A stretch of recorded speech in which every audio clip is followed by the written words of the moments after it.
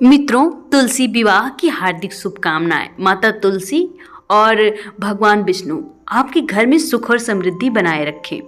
मित्रों, तुलसी विवाह के दिन तुलसी माता की ये कथा पढ़ने से आपकी हर मुराद पूरी हो जाएगी। धार्मिक मान्यताओं के अनुसार भगवान शालिग्राम और माता तुलसी का विवाह करने से वैवाहिक जीवन सुखी हो जाता है। इस दिन माता तुलसी की कथा अवश्य सुननी चाहिए। तो मित्रों, प्रारंभ करते हैं माता तुलसी की कथा। जलंधर नाम का एक पराक्रमी असुर था जिसका विवाह विंदा नामक कन्या से हुआ था। विंदा भगवान विष्णु की परम भक्त थी और पतिव्रता थी।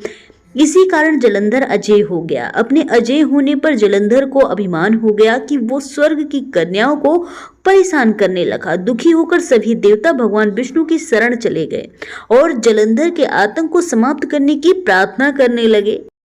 मित्रों, त्रिलोक में हाहाकार मच गया। किसी को कुछ समझ में नहीं आ रहा था।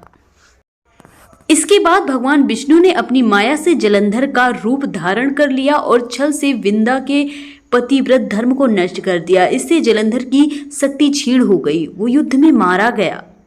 इससे जलंधर की जब मृत्यु हुई तो विंदा को भगवान विष्णु के छल का पता चल गया। तो उसने भगवान विष्णु को पत्थर का बन जाने का शाप दे दिया। देवताओं की प्रार्थना पर विंदा ने अपना शाप तो वापस ले लिया, लेकिन भगवान विष्णु विंदा के साथ हुए छल के कारण लज्जित थे।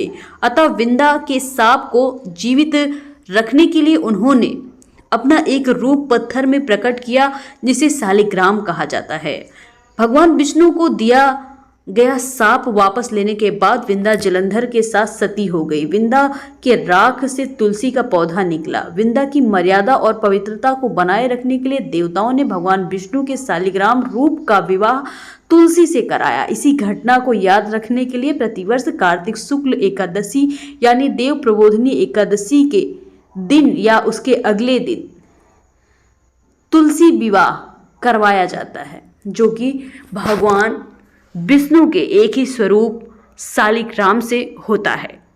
तो मित्रों, ये थी तुलसी विवाह की कथा।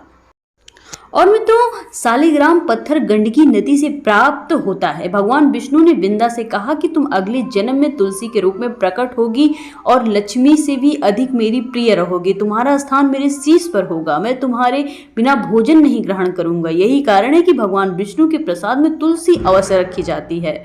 बिना तुलसी के अर्पित किए प्रसाद भगवान विष्णु स्वीकार नहीं करते।